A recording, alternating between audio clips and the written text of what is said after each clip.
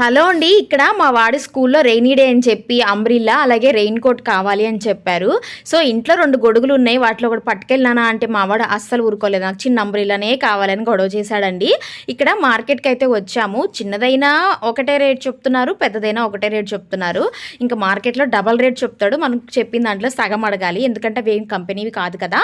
So ఎన్ని రకాల గొడుగులు ఉన్నాయండి. గొడుగుల్లో ఒక రకం అయితే నాకు భలే ఆకర్షించింది. అంటే పట్టుకోవడానికి హ్యాండిల్ లేకుండా జస్ట్ టోపీ టైప్‌లో ఉందనమాట. నా చేతిలో ఉందా బుల్లిది. ఆ టోపీని మనం తలకి ఇలా బెల్ట్ లాగా పెట్టేసుకుంటే మన తల వరకు గొడుగు ఉంటుంది. మెడ మీద హ్యాండిల్ అవి ఏమీ ఉండదనమాట.